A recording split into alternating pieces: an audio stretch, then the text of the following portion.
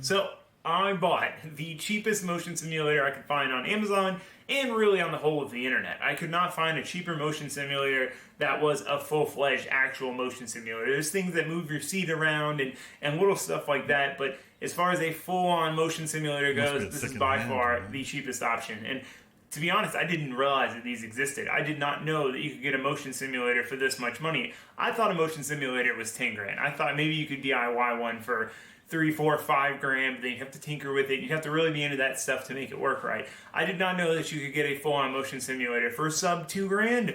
I mean, like what? So obviously there's some skepticism, you know, sub 2 grand versus 10, 15, 20, $100,000.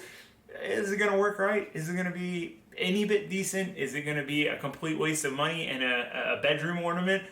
Who knows, you know? But to me, I figured, hey man, it's worth the risk. If this thing actually does turn out to be solid, and I have a full-on motion simulator for under $2,000, like, I mean, I'm gonna be stoked. So I figure there's probably a bunch of you in that predicament as well. You might have seen this for sale, or you might just now be seeing that they offer these and wondering if it's worth it. So I took the plunge, and we're gonna find out together. So this is it. Let me give you guys a tour of it, and then I'll show you how it works. We'll play some games and see what you think. So this is a DOF reality unit. This is not at all sponsored. I paid full price for this. So this is a 3 DOF machine. There's mainly 3 DOF and 6 DOF. So that DOF stands for Dimensions of Freedom, which is basically just what kind of dimensions it can move in. Sounds kind of confusing. 3 is really ideal for racing games. So what the 3 are is pitch front to back, roll left and right, and then yaw or traction loss, which is basically the swinging of the back end, which is really good for video games when the car is sliding. If you're drifting, if you're road racing and the car kicks out, you have that motion to feel that the car is getting sideways and correct it. So how does it work? Well, you've got these 2 motors in the front here. You can see they're attached with these rod ends here. So these push the frame up or down. If this one goes up and that one goes down, then it's gonna go left. This one goes down and that one goes up, it's gonna go right. They both go down, front's gonna go down, they both go up, front's gonna come up. And how all that works is this U-joint set up here. So as you can see, there's a U-joint there, and that allows it to pitch forward and left and right. And basically everything is riding on that in the front 2 motors. So you've got the seat attached here. As you go forward, you can see that's where the motors attach and pick up the frame here. As you go further forward, you can see the pedals. So the pedals are floating in the air. They are also hung and attached to this same frame that is being moved by the motors, as well as going up to the shifter, and in my case, handbrake, and then the steering wheel assembly. So all of this stuff is on the frame that moves. So everything that you're touching is moving with you and with the frame, which may sound obvious, but there's a lot of products out there that are 2 DOF or whatever, and they're basically seat movers. You know, all this stuff stays stationary and your seat moves around a little bit. This is a full-fledged motion simulator. And then the last motor we have is the yaw traction loss motor. So it's got that arm coming out, it's got this rod going to this frame, and then it is attached to our main frame here. It's got these roller wheels that roll along this plate. So basically that motor, when it moves left or right, moves the whole back of the frame left or right. And again, that simulates traction loss, or in an airplane it would be yaw. You know, if you were to kick the rudder. But for my purposes, racing games, traction loss, car sliding sideways. You can also use it in the game to simulate the G-forces of going around a turn, but you're using the pitch to do that as well. We'll get into that when we're playing the games. But yeah, so I ordered this. When they sent me the tracking email, they sent me this software, Sim Racing Studio. So this software controls the simulator. So we're in test right now, so we can test, we can do pitch. Yo, so that's cool. Gonna be our front to back. I want to level that back out, and we have our roll here. So that is our left to right action. Question is, can I hold And then my we weight? have yaw, which again is our traction loss motor in the back there. Imagine you're drifting to the left and then you transition, drifting to the right, transition, drifting to the left, etc. And then there's also several combinations of these that, you know, experience different effects. So lateral G sway, it's kind of a combination of motions that get you that feedback basically.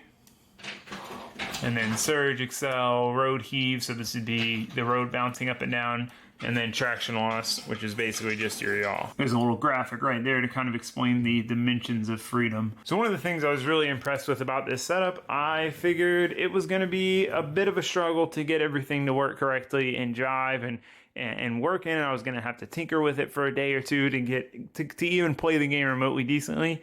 I was wrong. Open this up. We'll open up a game. So let's do Assetto Corsa. Click join. Boom. Game. Assetto Corsa. Oh, everything just moved on me because of AC. So what's cool about this is we can change our settings and then save them per a specific car. So I use this a lot more with iRacing. Some of the slower cars aren't going to have as much motion because they don't have as much G-force, whereas you get on like an F1 car and it has so much G-force that it's trying to communicate through the motion sim that, I mean, it's about to sling you out of the seat. So sometimes like a general setting doesn't work for every car, and it's really cool to be able to save the settings for a specific car. But we'll get into that when we get into iRacing. This is Assetto Corsa. So for this game, I have pretty much all the motion but the traction loss turned down quite a bit, just because there's just not a lot like coming from the game. It's not like very clean motion that the game gives. Like iRacing, you can crank it up to 11 and it's still clean motion, but this game, oh man, it's a little different. So you don't get to feel the road texture as much as you do in iRacing and stuff, but you do get that traction loss, which is like the best part because it really makes it feel like you're drifting.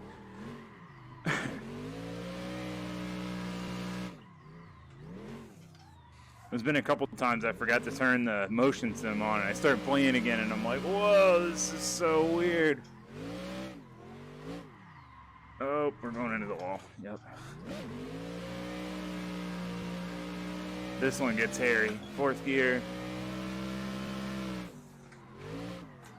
Oh, I forgot I have a handbrake now. I just put the handbrake on recently. Yeah, I need to try turning the accel and decel back up a little bit. I think when I do, it just gets kind of, I don't know, uncomfortable. It works fine, but it's just like, I don't know. The main motion I'm trying to feel is the back sliding around. But when I do have the tilt, you can really feel when you left foot brake, you can feel the front suspension like load up on you.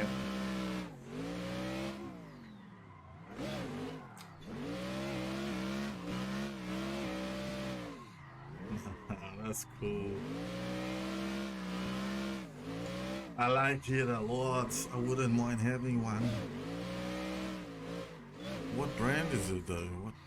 So I can kind of feel the bumps there, but the road texture just doesn't get communicated well, and that's a game thing, not a sim thing. You'll see with iRacing how much the road texture gets communicated. It's the same with like the steering, the force feedback. Oh, went a little wide there.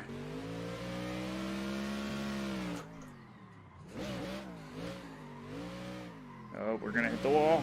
Oh, I thought I pulled out of it. I didn't. Wish there was someone on here to tandem with, but you get the idea. You can see what it's doing. But I mean, with VR and everything, it feels real like that. You know, obviously you didn't feel it. I was gonna say, did you feel that? But it just feels so cool. And it just makes the game so much more fun. And also, if you saw my last sim video, giving you guys a tour of my Fanatec stuff and whatever, I'm very critical of Assetto Corsa. I like Live for Speed better. I haven't messed around with it much, but I haven't been able to make the motion work for Live for Speed. It's supposed to, but I haven't been able to. So I've been playing more Assetto Corsa. And these cars, these are the ADC Aussie Drift Co cars, and this is, I believe, an ADC track, and they are so good. They make the game a lot better than any of the other cars I've played, and I actually really enjoy playing it now because these cars actually feel right. The steering feels right, the grip feels right. That was my biggest problem with the Assetto Corsa, is like the grip and the steering. The steering just always felt so numb.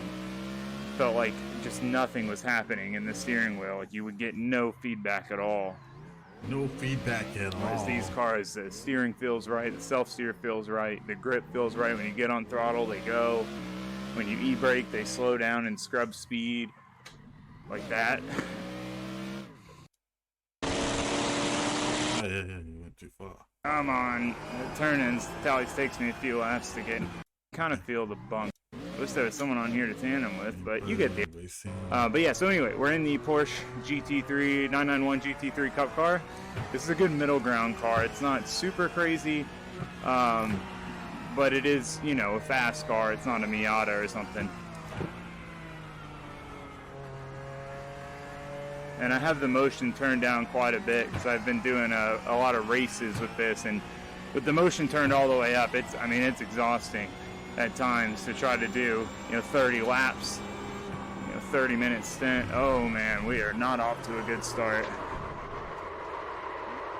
Ugh. I haven't driven this track in a while. It's a fun one though.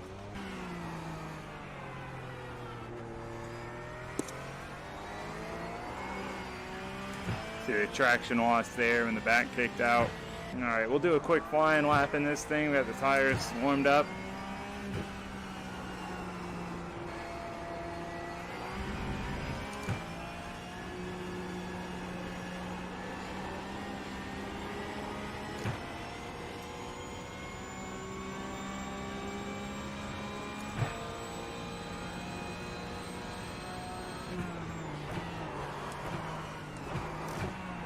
Oh, almost blew it.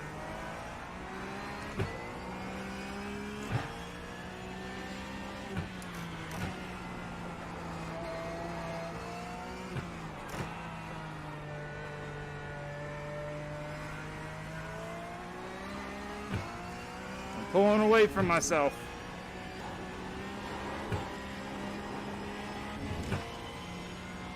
Oh, that wasn't a particularly clean lap. Like 3 seconds behind my fastest lap, but.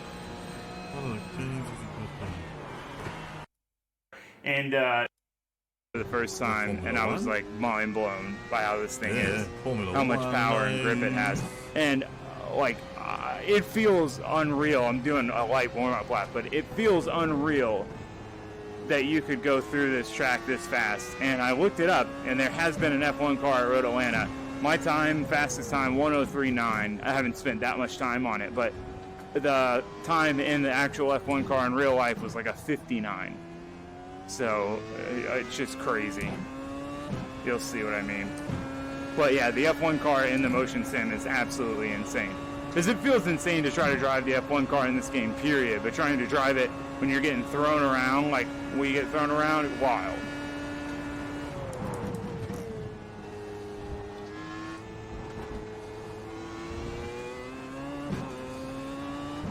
Oh, something happened. It's a bumpy ride.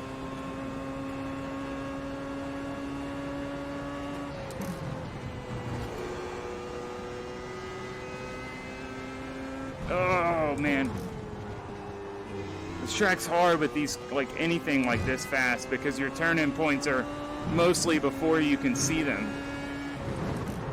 Oh, I blew it. Don't wreck it. All right, we're good.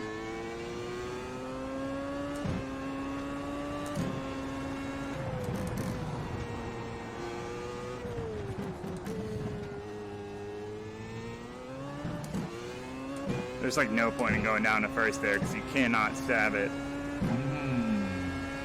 We'll play this all day. Let me see what else we have. Yeah, this is a really hard track in these cars. It's crazy how late you can break into this one.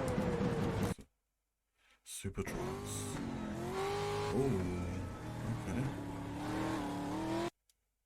For it based on its size and its price point. This thing fits in a pretty small area. My old sim rig made out of wood fit in pretty much the same area. I moved my desk over a little bit. Oh, geez. But really about the same, very similar footprint. This does not take up much more space than that did. So again, I couldn't be happier with it. There are a couple quirks, like the one thing that kind of pulls you out of the motion is you can kind of hear when the motors like hit sometimes, like when the rear yaw like hits the limit, basically hits the end, you hear like a clunk. I think if I were to get some better headphones and have, really good noise canceling headphones, it would immerse me that much more, because it would take that kind of sound away that I hear that reminds me that I'm in a motion sim and I'm not in the car. But I mean, it is sometimes easy to forget that you're not in a real car with this thing. It is pretty wild. It's pretty wild. So there's a couple things I want to do. No way. What's this?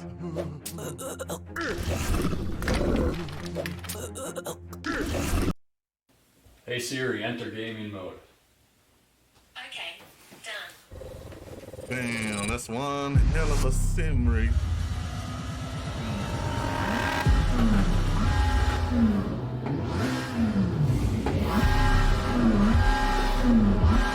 A few months ago I made this virtual window to anywhere using 3 huge TVs.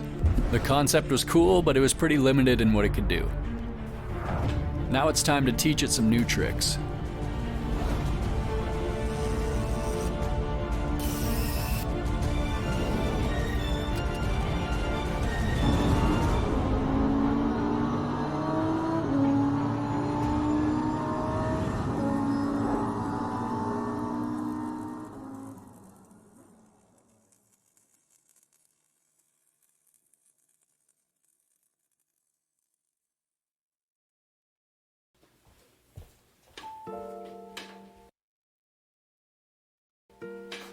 So by far the biggest flaw in the design of my TV window was that it was all run on 3 separate USB sticks and the TVs didn't even communicate with each other.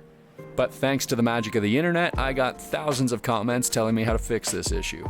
So I just went on Facebook Marketplace and picked up this couple-year-old gaming computer for about $1,500 Canadian. I plugged each one of the screens into the computer's graphics card using some HDMI to DisplayPort adapters, and then fired up the TVs.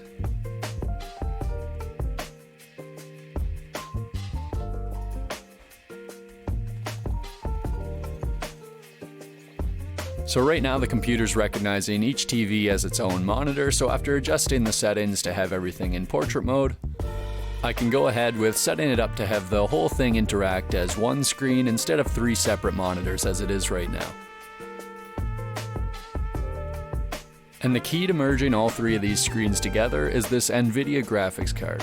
I really never even knew this was a thing because I've never really been a PC gamer, but this is a super vital thing in PC gaming as most people use multiple monitors. So using this graphics card, I can merge all 3 of my TV screens to interact as if they were only one large screen. So I'm going to be using a feature called Surround in the NVIDIA control panel. Here I can adjust all my settings to have my screens in the right order and the resolution I want, as well as set the bezel to account for that gap that I have between the screens. After enabling Surround, the computer now thinks I only have one screen with a resolution of 6760 by 3840, with those 140 pixel dead areas on the 2 gaps between the screens. For the core purpose of the first video, which was to have a window to anywhere, this is a million times more practical because now I can just go on YouTube or search up one of my own video files, hit full screen, and it automatically spans across all 3 screens.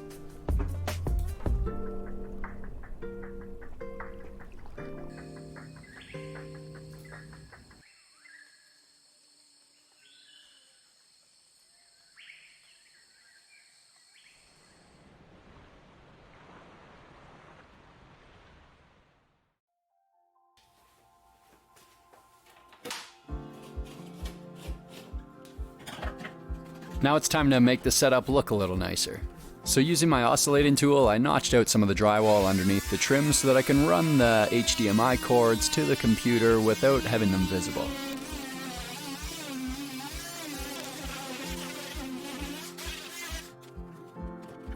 I was going to have the computer in a completely separate room where you wouldn't even see it, but it looks so pretty I decided to have it out in plain sight.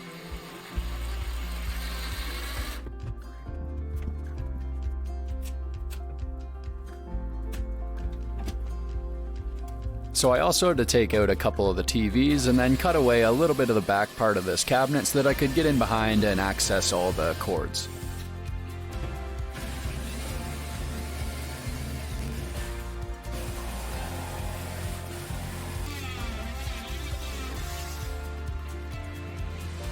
So I fed through the 3 HDMI cables plus 1 optical audio cable and an Ethernet cable. Then I 3D printed this little washer grommet thing so that I could cut a hole through the wall and then have the cables fed back through the trim and then come up out through the wall instead of having to cut it through the trim.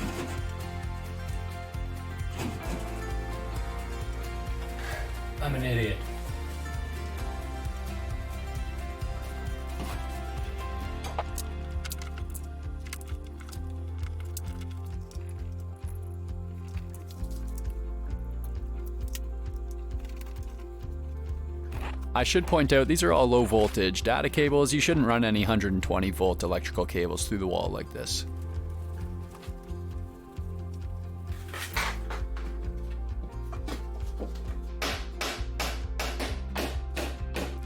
With that cleaned up, I'm going to install this outdoor 4K security camera so that I have a live view to outside, or basically just a live window on my TV window.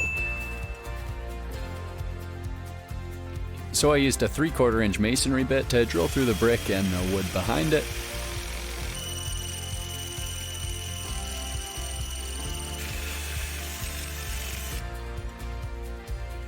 And then I fed through the 75-foot outdoor Ethernet cable.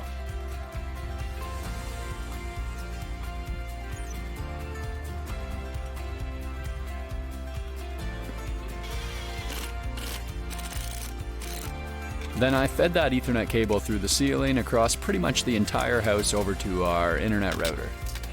Then I connected the cable into this power over Ethernet switch that I have connected into our main router. This PoE switch provides power to the camera using just the Ethernet cable, so I don't have to run a separate DC cable with it. Then I plugged in the camera, and after it initialized, I just scanned the QR code on the back of it to add it to my Reolink account, which took about 30 seconds. I picked this camera because it's 4K and also because you can move the actual gimbal on the camera, so I can give myself a different view on the TV window. So that's all set up and connected to my phone, and we'll get this connected into the computer once I have everything back together.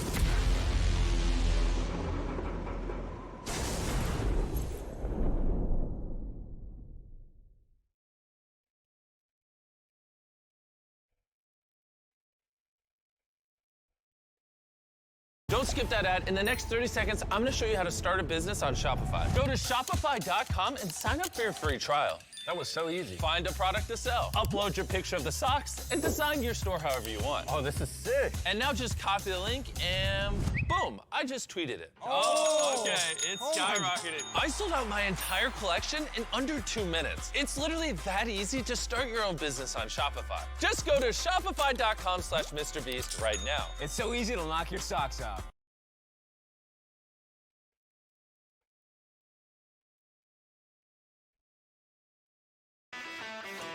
So I don't want the computer to just be sitting on the floor, so I'm going to build up a pretty simple but nice looking shelf to house it.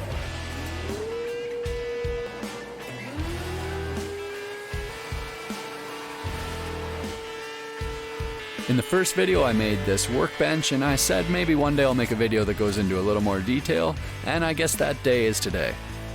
I'm not making a workbench in this, but the concept of what I'm doing here is the exact same, you just change the dimensions. So I started off with some normal 2x6 framing lumber, and I just planed down both faces about 1/8 of an inch or so. You could definitely do this without a planer, you just have to spend a little more time sanding, but hey, I have a planer so I might as well use it. Oh, and plans for everything I build in this video will be on my website for free once the video is released. So with my first board cut to length, I just stripped off about 1/4 inch off the one side so I have a nice straight edge to start with.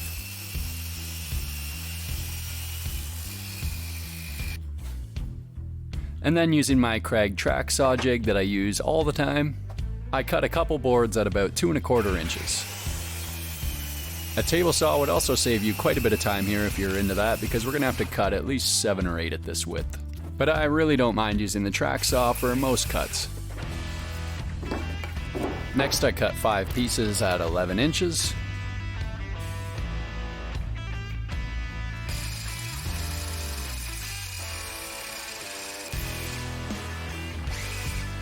And then with all the material for half the shelf cut, I went ahead and started drilling some pocket holes with this Kreg pocket hole jig.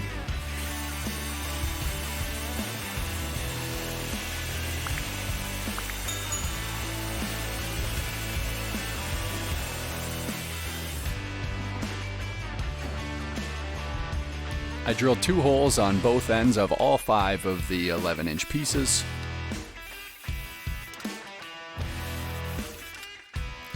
And then I used a 1/2-inch Forstner bit to countersink another couple holes that's going to be used for some screws later.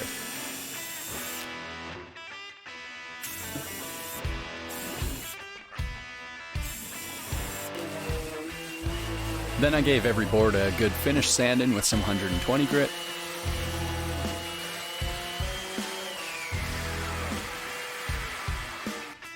And then I marked out the shelf spacing on both of the vertical boards. Snappy. He made it all himself. That's cool. And I screwed in each cross member with 2 1.25-inch pocket hole screws.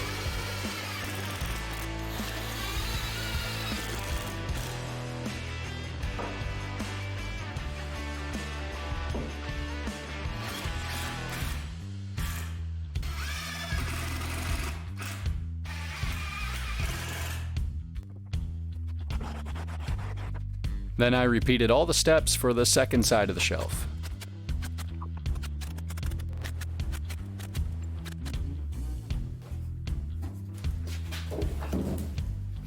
For the actual shelves themselves, I'm using some 3/4-inch maple plywood.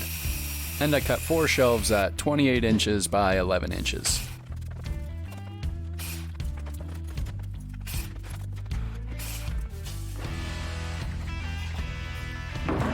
Then after giving them a quick sand around the edges, I'm going to apply some edge banding. Edge banding has been around forever, but it's something I just started using, and man does it make plywood projects look a million times better. It's basically just a thin strip of wood with some hot glue on the back, and all you do is line it up with the edge of your board and use a standard iron to heat up the start of it. And then I just use a block to really make sure that adhered nicely. And then you work your way along the rest of the band with the iron. I do about 1 or 2 foot chunks at a time, and then rub it in with the block to make sure everything adhered nicely. Once I get to a corner, I just cut it off with a little bit of overhang with some scissors, and then butt up to that edge with the next strip.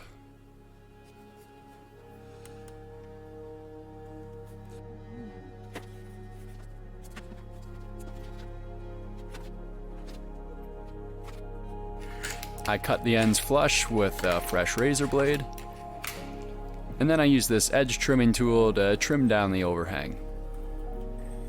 Then I give everything a final sand with some 120 grit, and these shelves are ready for finishing.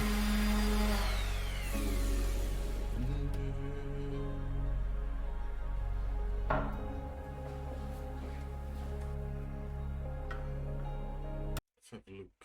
Look they got going, but now I have to do something about the bottom because it looks terrible.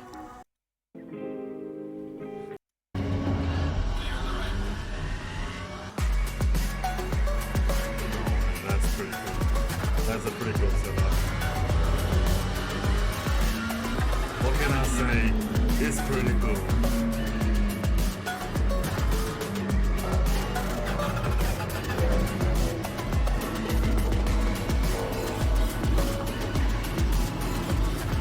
It's hard to show through video how much better the base shakers actually make the experience, but watch how much this guy hops around. This is all movement from the shakers.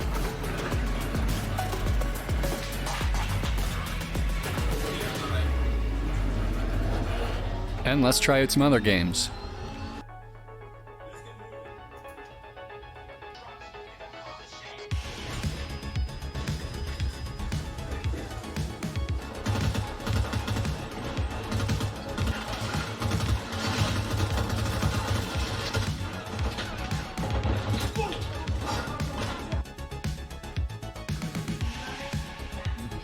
Damn.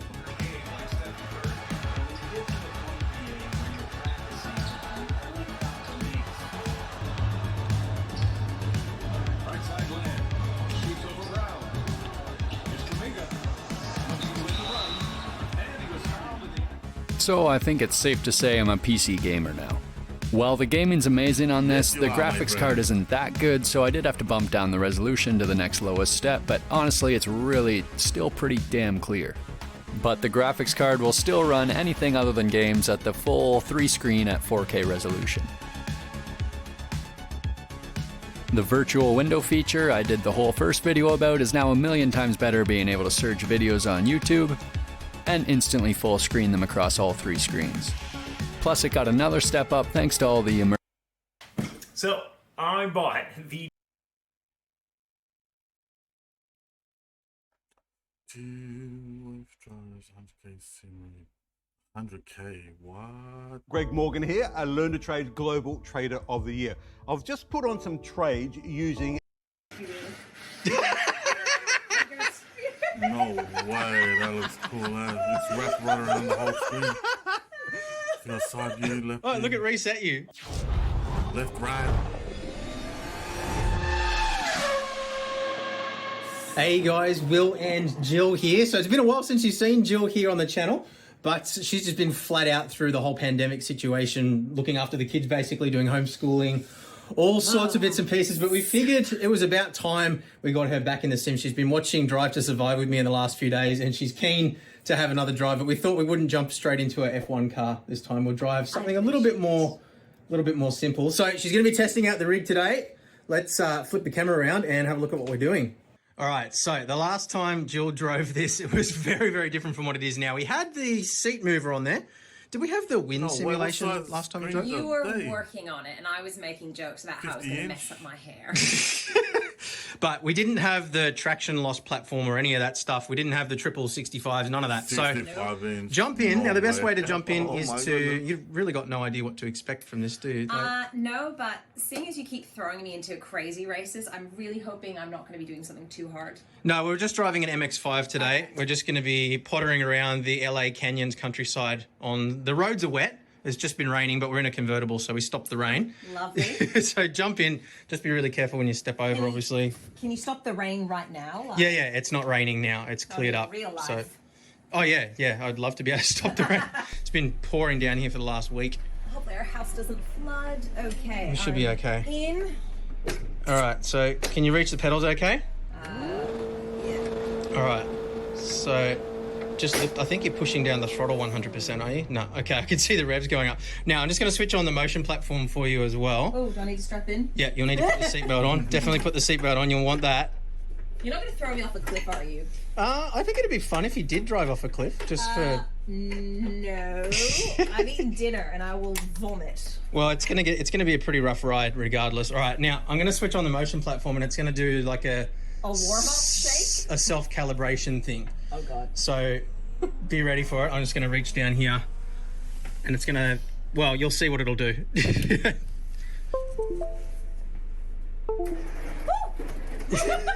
That is cool. All right, so it should be centered now. Oh, So normal sort of controls. You got your throttle. I love your driving shoes, by the way. my slippers. What You're, brand is it? Sim They're not Toe? slippers. Are They're they shoes. ballet flats? Or? Yeah, Okay. they're Let's loafers. see. Okay. Let's check this details. Sim racing discount here. Boost media. More content for the channel. So let me just shout out this channel, Boosted Media. That is what I'm watching at the moment.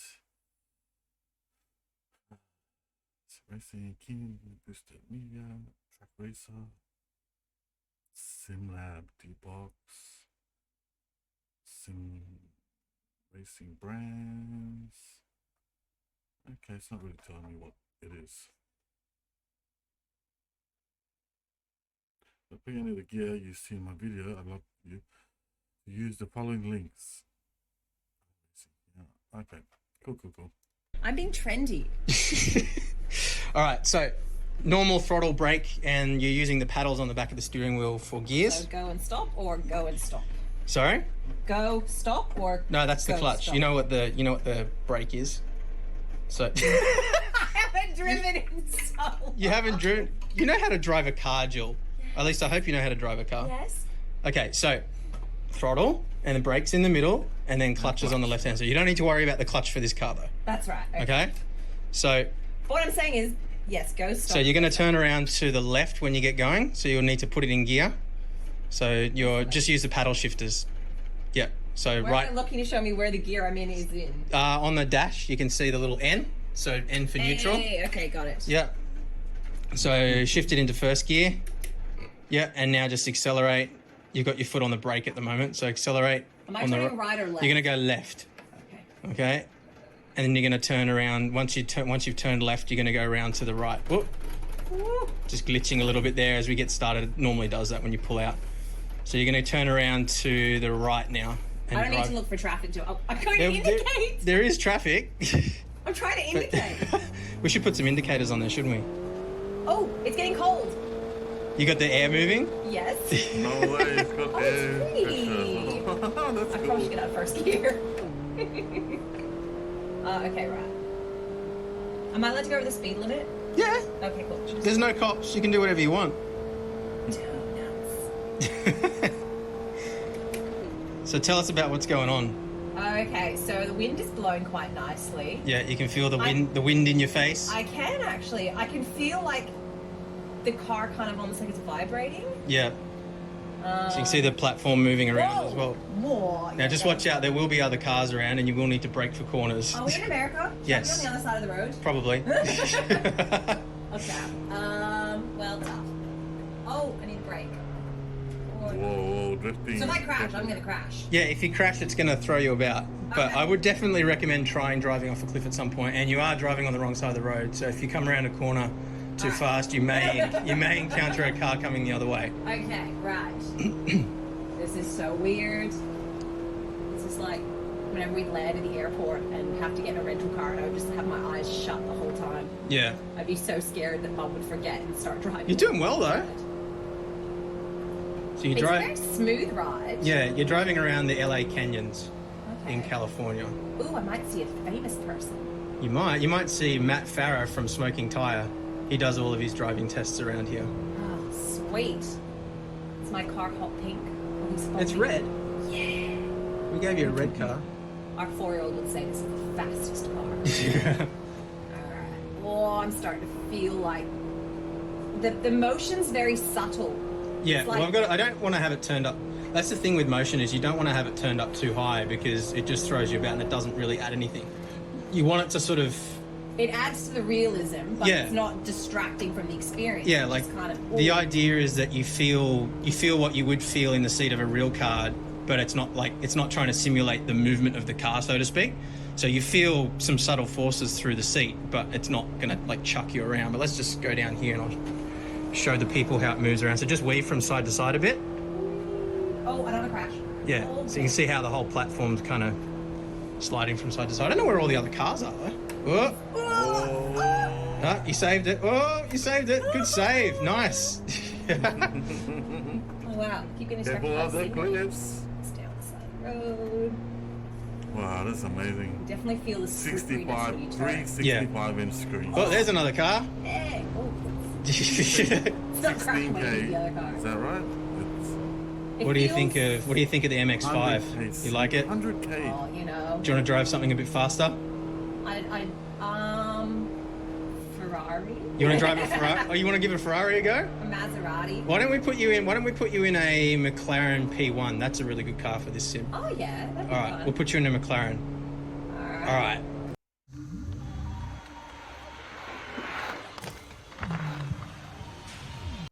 All right, so stay on the right-hand side of the road. Oh, We've got the McLaren P1 going now, so it's quite a bit faster. oh yeah.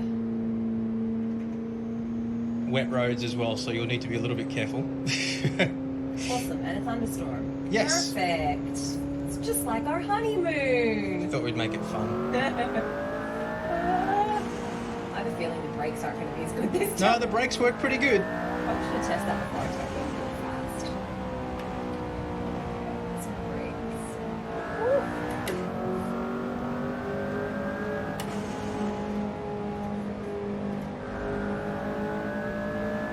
Is there like a cheat slow down here thing that's meant to pop up, or am I meant to like No, you just need to brake where you would normally brake, basically.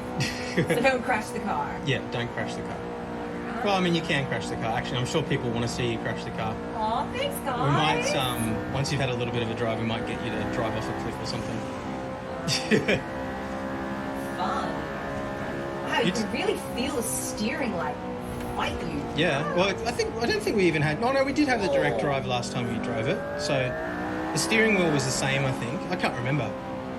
Maybe no, because the last time you drove it was not even in this room, was it? It was in the old. So we didn't have the direct drive yet. No, I've driven in here when we had our Oh yeah, of I've course. driven in that corner.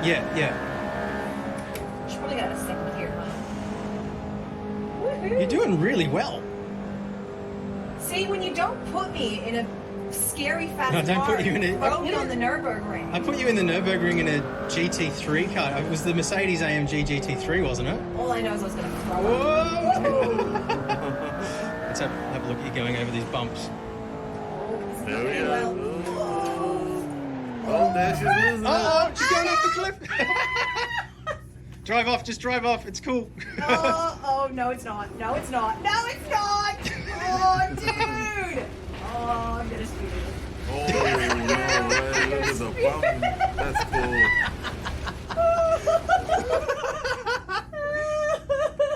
Oh, look at reset you. Oh. You okay? Yeah, I'm great. Let's do that again. You want to keep going? All right, try to go a little bit faster this time. What, off a cliff? Yeah. Oh, no thanks. Oh, God. It does make me feel sick as well. Like when I have a crash like that, it does genuinely make me feel sick. I would. Regretting having dinner before agreeing to this. This Alright. looks intensely See how fun. fast you can go this time. Now you know. Now you kind of know what to expect if you crash. Yep. It's less scary. Sick bucket.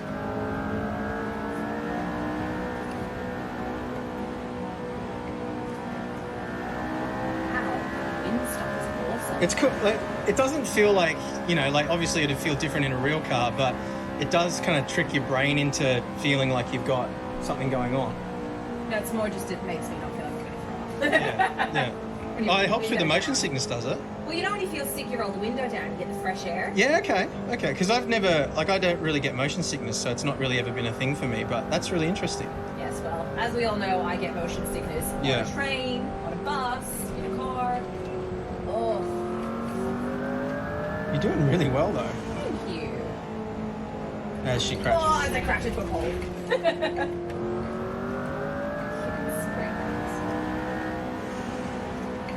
I feel like I'm You sitting... can get out of third gear if you need to as well. Oh, yeah. Whoops. I haven't driven a mag. Are you left foot braking? No.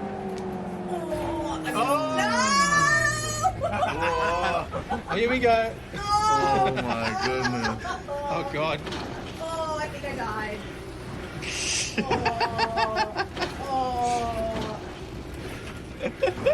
Oh, wow. Where are you? You've gone, I think you've gone through the map. All right, we've come to a rest. That is cool. Better reset That you. is really cool. If you had 100,000, would you get one of these? Let's see. Just buy a profile rig, play C Trophy Racing. And full review of Logitech G Pro Direct. Yes, actually, let's check this out. It's more affordable, more my How kind Australians are making up to price range, I'm guessing? $31,806 per day with this. Hey guys, Will here. So All right, so full review, Logitech G Pro Direct Drive Racing Wheel. Let's go. today is a very exciting day for us here at Boosted Media as well as sim racing in general. We get to introduce a brand new ecosystem from Logitech into sim racing. So this is the G Pro series of products, the G Pro Direct Drive Racing Wheel and G Pro pedals. Now the focus of today's video is going to be the wheelbase. We hopefully will have the pedal review live at the same time as well if all goes to plan. But today we're going to be diving into all the details around the brand new Direct Drive G Pro Racing Wheel and find out whether this is the product for you. So let's go. Yo, let's go. Let's go. Let's go.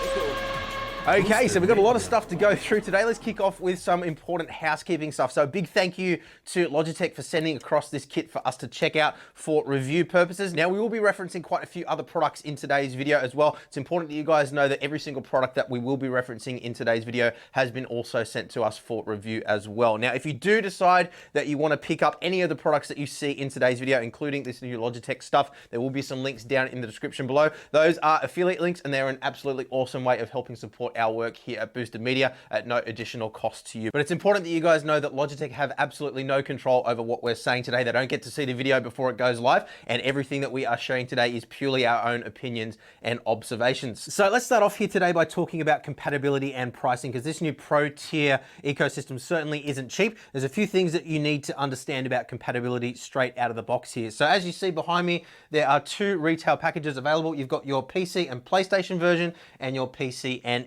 Xbox version. Now, the bases are actually different, although they appear mechanically identical, at least externally, between the two different versions. But if you try to plug the PlayStation version wheel into the Xbox base, it will only give you PC compatibility. It won't let it work on PlayStation. And conversely, if you plug the Xbox version into the PlayStation base, you're only going to have PC compatibility there too. So it is a little bit unfortunate that you are going to be locked into either the blue or the green camp, depending on what base you buy. But it does make sense from Logitech's perspective. Obviously, there are limitations when it comes to licensing, and I assume that that also opens up the possibility of having universal wheels available in the future that will work on Xbox or PlayStation, depending on which base you have, rather than which wheel you buy. It means they don't have to make two different versions of every single wheel. Don't have any more detailed information on that just yet, but that would be my assumption based off what we're seeing here. So to reiterate on that again, just to make it absolutely clear, if you try to use a PlayStation wheel on an Xbox base, only going to work on PC. If you try to use an Xbox wheel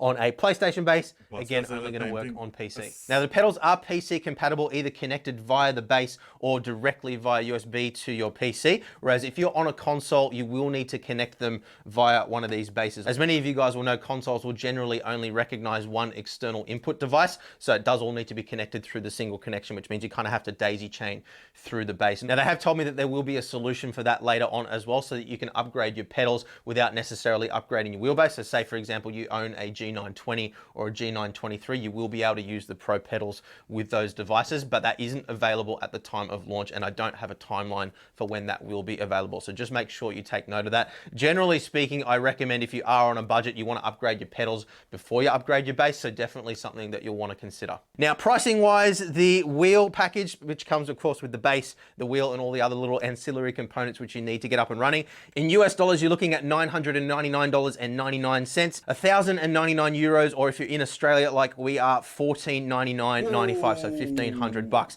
The pedals come in at 349 US dollars, 389 euros, or 599.95 Australian dollars. So definitely not cheap, but as you will see in today's video, there is definitely a massive step up in quality over the likes of the older G923, G920, and G27s, for example. Now, with regards to pricing as well, Logitech tell me that this is only going to be available through their online portal, and as I said before, we do have some affiliate links down in the description if you do want to help support the channel at no additional cost.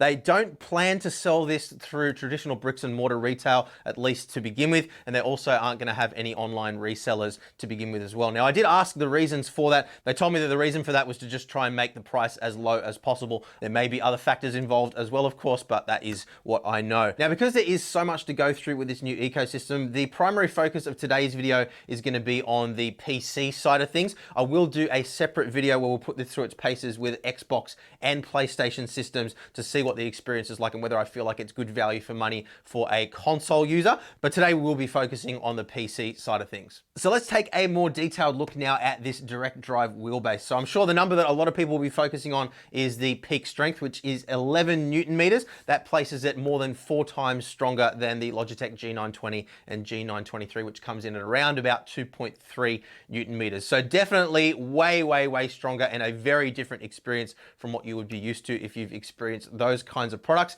But there are some key advantages when it comes to the design of this motor being direct drive over what you get from the likes of a belt or cog driven wheelbase, as are the majority of other console compatible devices. So at a fundamental level, direct drive means that your hands are connected directly through the wheel to the motor shaft itself. So there's no cogs, there's no pulleys, there's nothing else separating your hands from the actual motor motor. Now, the first thing that most people notice when they fire up a direct drive wheelbase is that it's almost completely silent in operation. This one does make a little bit of noise with the active cooling, as well as some of the high frequency tones that you get through the TrueForce technology, which we'll talk about a little bit later on. But generally speaking, it is extremely quiet in operation, and definitely nothing like the jackhammer that you get with the other Logitech wheels that are on the market at this point in time. And that can be the difference between being able to sim race in an evening when you've got kids asleep, or your wife might be trying to sleep in the next room, maybe somebody's trying to study, or maybe your neighbors are constantly complaining if you live in an apartment block. So this could well be a game changer for that alone for you guys, as would be any other direct drive wheelbase if you're stepping up from a belt or cog driven wheelbase.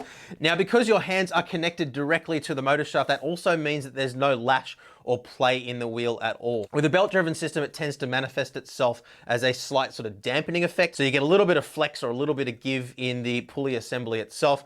And that overall means a loss of fidelity in terms of what you're feeling through the wheel. You can imagine if you've got the motor changing directions really quickly and it's connected to a belt, a lot of that really rapid movement is going to be absorbed and dampened by the belt itself and not actually come through to what you're feeling in your hands. Now, if you compare to a cog-driven system like a G923, for example, because there has to be a little bit of lash in the gears to allow them to move freely and not bind, you can imagine, again, if the cogs are moving really rapidly and you've got teeth that are like that, little tiny subtle movements are going to just be taken up by the lash and not actually, again, translate through to what you're feeling in your hands. So direct drive means quiet operation as well as a lot more fidelity in what you're feeling fundamentally. Now, the other really important advantage of direct drive is the overall response time. So you can imagine in a belt or cog driven system, generally what's happening is they're using a smaller, weaker motor and using some sort of a gearing system to step that up. And that means trade-offs in either direction. So if you're running a small motor and trying to generate a lot of torque, that means that the acceleration or the top speed is going to be a lot slower.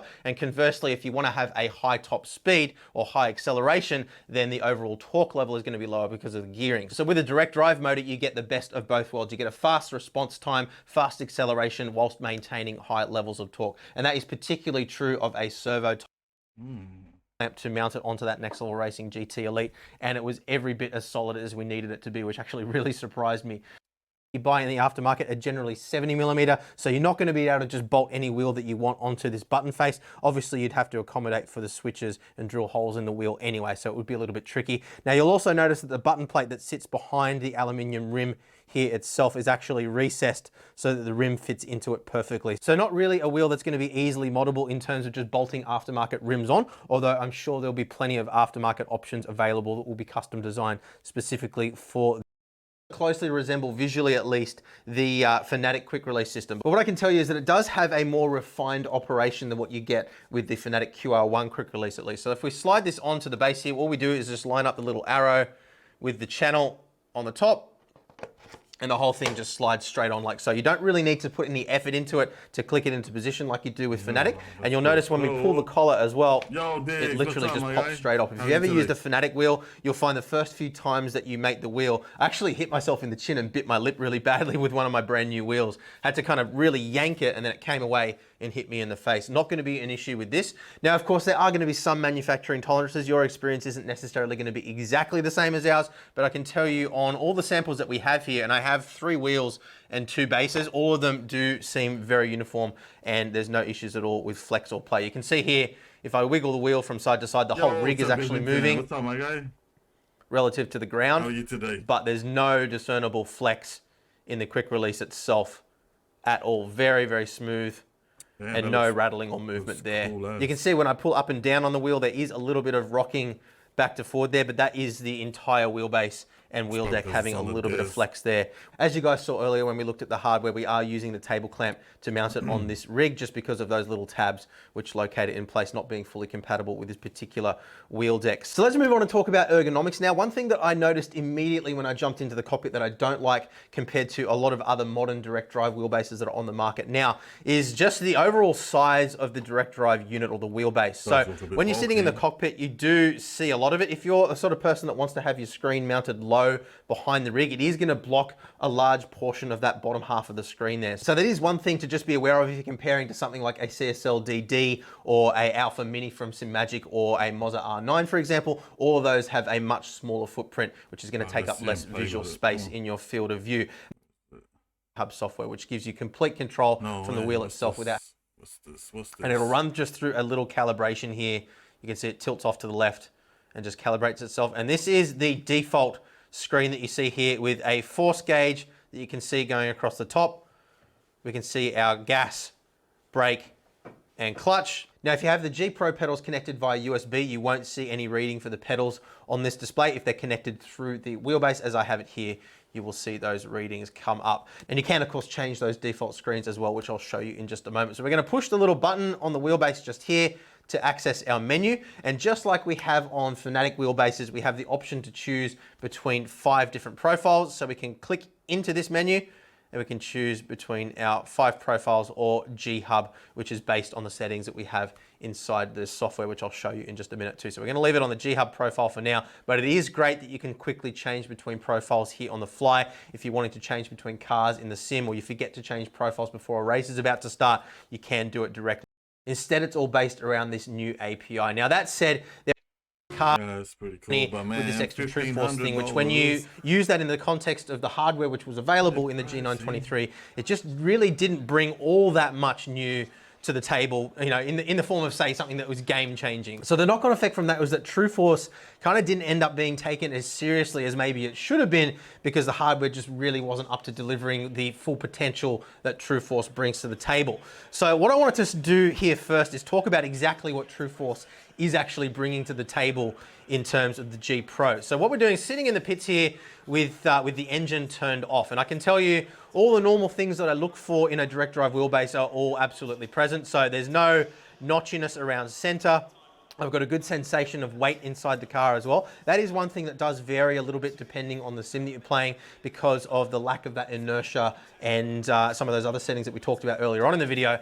But in ACC, you do have a good sensation of weight. There's no notch around the center. There's a nice smooth transition as well. Feels nice and weighty, and there's no sort of hint of torque ripple or cogging or anything like that at all. So, you know, a lot of other wheelbases on the market at around this sort of price point or even cheaper are, you know, just every bit as good as this in terms of those things these days. The direct drive market has really come a long way in the last few months. But with the engine off, perfectly smooth, and, you know, you really do get a good sensation through the wheel. Now, if we switch the engine on, what's going to happen, we'll get it started. I'm now getting through TrueForce a sensation of engine vibration through the wheel. Now, if you have TrueForce cranked all the way up, which I don't suggest you do, it does become a little bit overpowering. It does start to feel a little bit gimmicky. But when you wind it down to around about the sort of 50% mark here, in ACC at least, it gives you that good kind of texture underneath the wheel. So the wheel still feels smooth, but you're getting that slight sensation of something being mechanical going on behind that you don't get with other direct drive wheelbases that don't have TrueForce technology implemented. So that is definitely something new, which I haven't really felt before, other than, you know, a vibration system or some sort of aftermarket system that's reading raw telemetry through SimHub or something like that. But actually having it coming through the direct drive wheel is something that is really cool. So let's head out here quickly.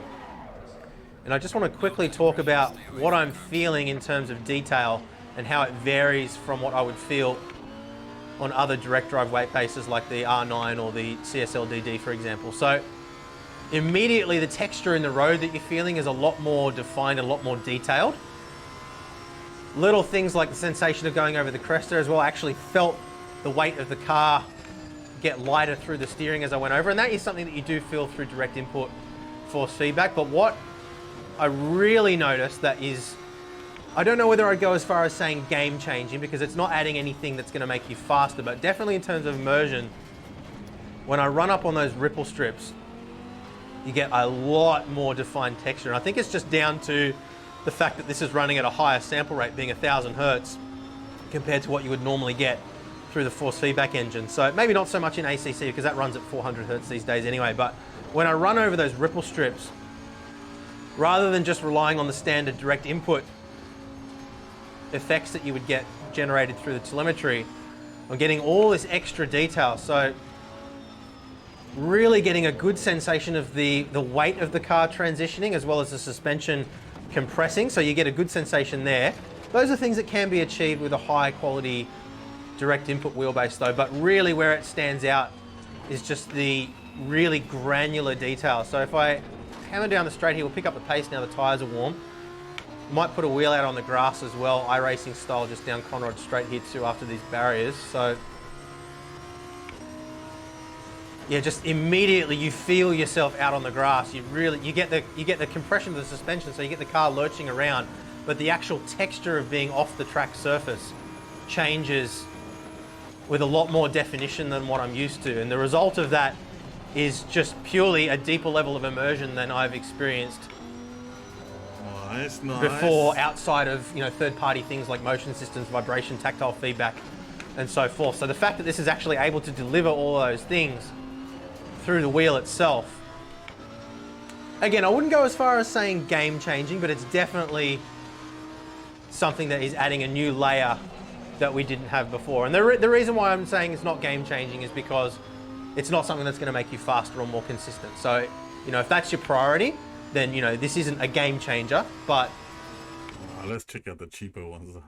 1,500, I don't know if I can afford that. What was it? A G20, G920. Here you go.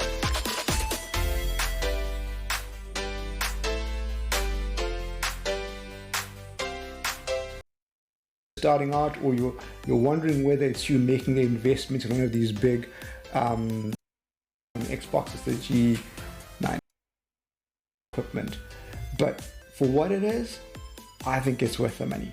Now, let's just get into a quick review of the Logitech G920. This thing is leather stitched, and as you can see, I think the leather quality on this is absolutely amazing. And it's got, it's Xbox layout. This is the Xbox controller. If you've got a PlayStation, it will be in the PlayStation layout. The one thing I don't like is this light. I know a lot of people complain about it. When I'm actually really racing, it doesn't bother me, but obviously it is brighter than most. And yeah, it's a really, really cool wheel. This is a gear-driven system, and I know you might have heard a lot about. You can get these things for much, much less. I think you can get them for like $200, $300 AUD. And it comes with the wheel and the pedals. The pedals are obviously well documented, so you'll find lots of people talking about these. They come with a cluster brake and the accelerator, which are really awesome. If ever you get the G29 or the G920, I did this with my previous one. I'd highly recommend you get one of those brake mods, because the brake on this is a very funny one. It's got a spring, and the spring is not progressive. It's just a flat spring, and it's just a linear spring. And then it's got a rubber at the bottom. When you open it up, you'll see it, or you can actually just YouTube it. A lot of guys have talked about this. And then what happens is you get this very free travel to about 50%, and then it just stops. And from then on, you have to apply force. Now, that's where they were trying to mimic, obviously, what kind of like a load cell would do. And yeah, that system just doesn't work, to be honest. It's a struggle to get the hang of. I also got the G923, and they changed the system in that, which is really cool. But you can get brake mods to change this thing. It's quite easy to. We're in the Chevy Ballet. Oh, paint job looks sick. But again, this is about this. Let's just go into the settings quickly. I haven't played around much with this. I think it's picking up some of my settings that I already had. I have played around. This feels like a heavy car. Like the you can feel that through the wheel. It's communicated through the wheel and the force feedback, which you don't get. Like, hey, I can feel it. It's fighting me. Sorry, you're fighting me because you want me to change the gears. I got you. But it's so different. And it's so much fun.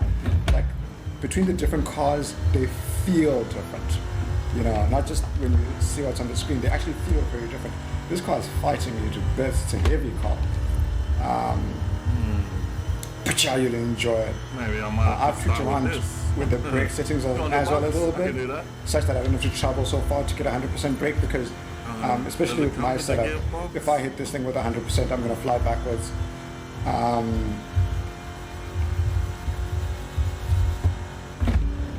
It's got a 6th gear.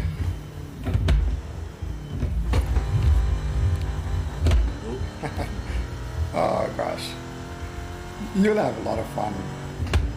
Like, whether you're into that kind of like racing scene, or you're just gonna, take it on a nice Sunday cruise,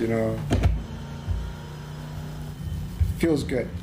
You can do this and enjoy the scenery, and Yeah, but when you want to hoon it,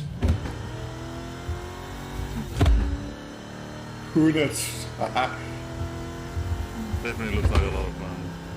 that will all transform your gameplay. It will transform your gameplay, especially in a game like this. Park it on the side. Let's go for a race. You'll have a ton of fun. We're not using the controller. Let's hit a race. But it's okay.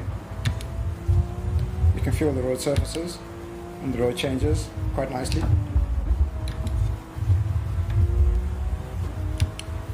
And again, like I was mentioning earlier, you can feel the weight transfer, which is something you normally can't feel with a controller. Oh, close call. Close call. That guy's got this car's actually a proper manual, but I'm driving it. Oh, but those gear shifts. I'm driving it with the paddle shifters. I've obviously modified those. They sound so crisp and sweet. Crisp and sweet. Oh, that guy's catching up.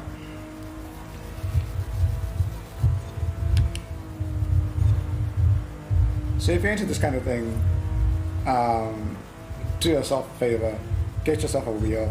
The one thing we haven't mentioned obviously is this versus like gear driven versus belt driven wheels. I understand the belt driven wheels are, you know, a lot quieter and a bit stronger. So if you can afford those, like the Thrustmaster ones, then definitely go for it. I think they're really awesome wheels. But if not, and you see one of these things on the market for quite cheap, or if there's a special or something like that, don't hesitate. Don't hesitate. Get one of these things, transform your life. Boom shakalaka. What a race, what a wheel. It'll change the way you do your gaming. Did he say Thrustmaster? Thank you. But you can feel the forces, like this completely transforms the way you play your racing games. This one's a G920. What's the G923? What's the difference? Coming straight. Driven. Trust me, I've got Hog wheel. nothing. Let's find out if the Logitech G93 is worthwhile in 2023. This unit was sent by Logitech when it was launched 3 years ago, and since then it has dropped the price to around £299 or roughly $350. But is it enough? I've been using this wheel on and off since 2020, going through many comparisons and scenarios, so look at this from a long-term review perspective. This wheel keeps much of its engineering back from the G25 days. It's a geared wheelbase, 28cm wheel rim with real leather. It's really sturdy. It has many buttons, including a rotary dial. 2 shifter paddles. It has the compatibility with the PC and PlayStation or Xbox, depending what version you were going to buy. However, it is close to £100 more expensive than the Logitech G29 and just roughly 50 to 70 from the T300. In terms of torque, this gear-driven wheelbase should deliver roughly around 2.5 Nm of torque, adding a new feature called True Force. The pedals are the same design as well. We have 3 pedals, plastic base, metal pedal faces. Both pieces can be hard mounted using the mounting screws, or they can be used mounted on a desk or on the floor.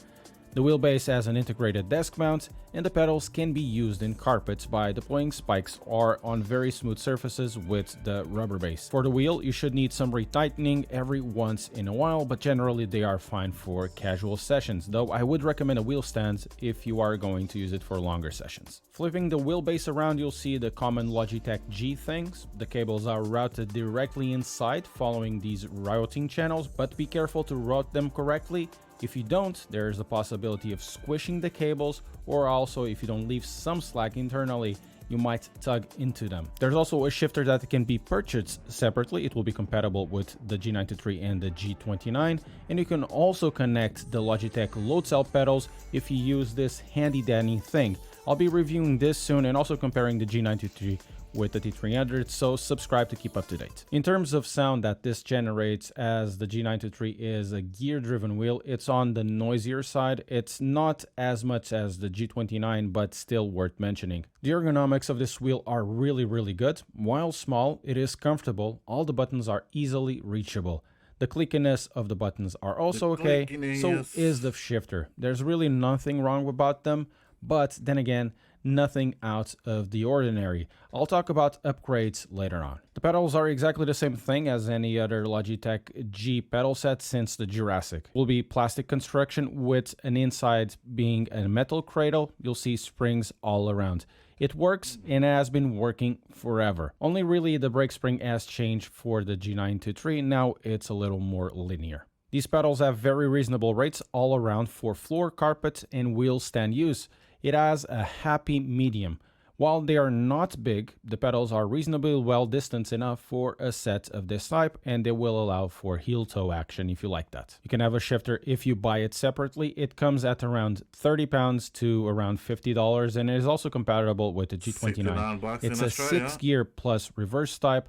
The shifter can be hard mounted, but to be fair, most will clamp it to the desk. While nicely constructed, the gates are a bit on the vague side and the gear engagement is rather soft, but at the price you can't really expect much more. Going towards the software, you have the regular Logitech thing. It uses the G-Hub. The wheel doesn't have a lot of torque. It has just enough torque to be useful to bring the steering forces in, even some counter steering forces, but don't expect drifting, to be fair. It is the smoothest Logitech G wheel by some extent.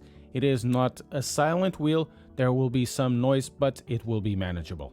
This wheel is competent all way around. In Assetto Corsa, it has just enough detail to keep everything in check. You'll get the needed sensations to drive, such as curbs, suspension moving, force, all of that. Even after many years, the Logitech system does everything at a very decent level. It's really decent with Forza Horizon 5, providing a good level of immersion, making this wheel perfect for entry-level sim racing or especially casual games. It is not bad in Assetto Corsa Competizione as well. Check this out.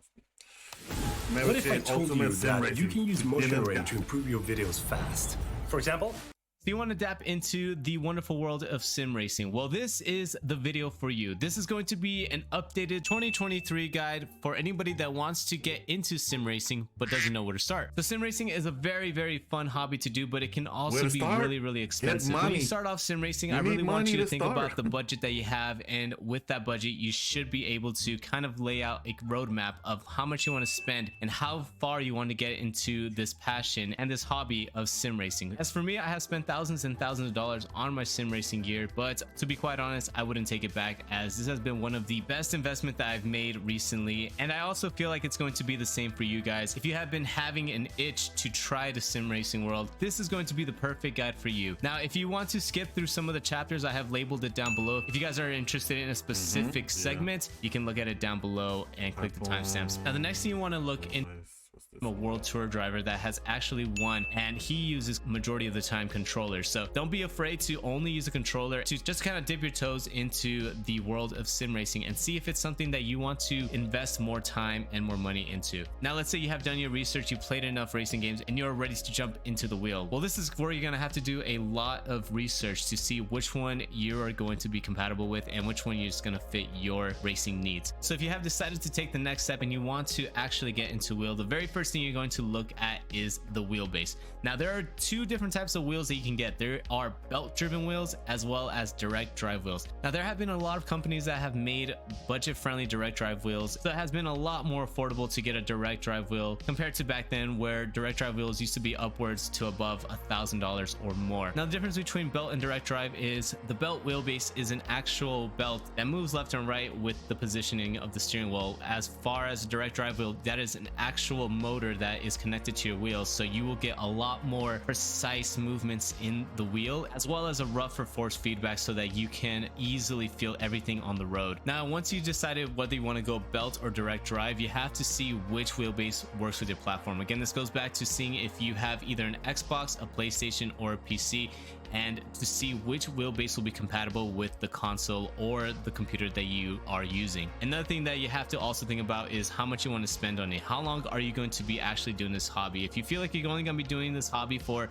a short amount of time or just every once in a while, you just want a steering wheel that's budget friendly, you can definitely get something that's like a Logitech G29, or even some Thrustmasters are fairly good in price. Just remember that if you do want to ever upgrade, you can always upgrade, especially with the Fanatec. If you guys ever go with Fanatec, it's probably the most modular piece of equipment that you can purchase, and it's pretty affordable nowadays, as you can get a steering wheel, a wheelbase, and pedals around the budget of about $600 to $1,000. Now with the wheelbase direct drive wheel, it is not all made the same. There are certain direct drive wheelbases that are a lot more powerful in torque, and it is measured in Newton meters, so you can kind of see which one works for you. I've seen some that go for 5 Newton meters, some that go for 8, 15, 20, all the way up to about 30 Newton meters. So depending on how much force feedback you need in the wheel, that is one thing to really look into, as if you want to get the most feel in the wheel, you want to get something that has a lot of Newton meters. But I do want to let you know, the higher the Newton meters, the more you're going to be paying for it. As for me, I'm using the Fanatec direct drive wheel, the one that came with the Gran Turismo game, and I used the boost pack of 8 Newton meters, and I think it's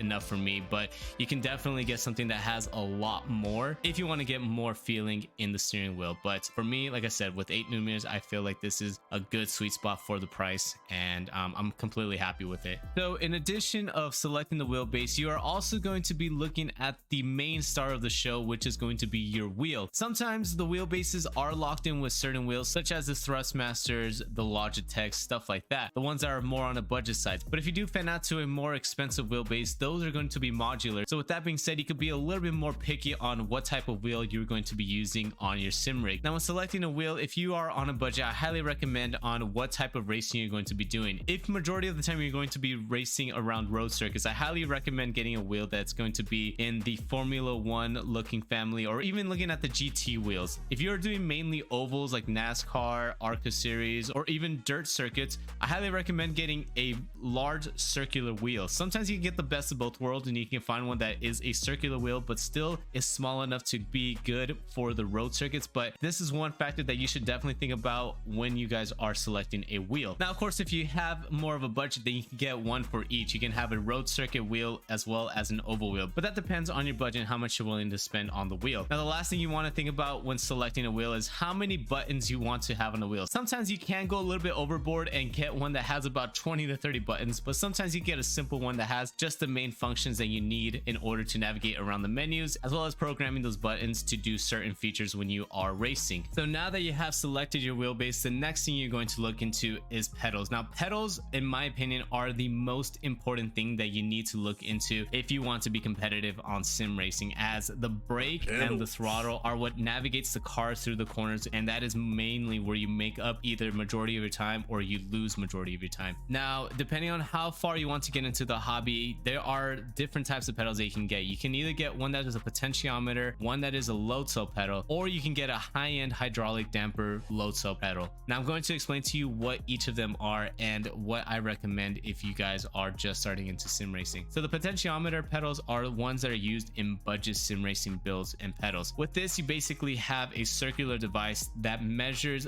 the travel distance from the pedal from the starting position to the ending position, and that is basically how it measures your braking when you are going into the corners. The reason why this is so important is because with braking, that is going to be the bread and butter of where you're going to be making majority of your time, next to the throttle coming in second. Now there are fast people that use potentiometer pedals, even though they are budget friendly, but depending on what you want to feel out of the pedals, these are going to be the least realistic compared to a road car or a racing car. Now with the potentiometer pedals, these are not the worst. Even though they are the most budget friendly, you can still be very competitive with these, as I have seen a lot of drivers that are very competitive with the potentiometer pedals. But again, the only thing that you're going to be lacking on this is going to be the sensation of having really hard braking. All right, so the next two that we have after the potentiometer are the load cell pedals and the high-end hydraulic damper pedals. Now with the load cell pedals, this is a little bit different than the potentiometer. The load cell pedals are basically measured by direct force applied to the pedals, and it turns into an electrical signal that is picked up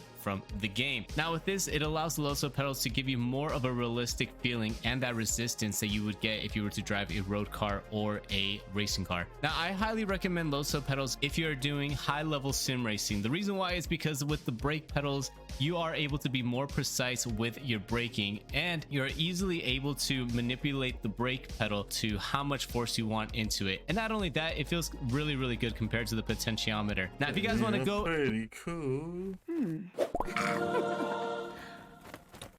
Oh. Let's find out if the Logitech G93 is worthwhile in 2023. 2 o'clock, peeps. I'm gonna have to call it. 5 hours. Peeps, I will be back same time, same place tomorrow. Probably do a bit longer stream. Hope everyone has a good day or night. Take care. Till the next one.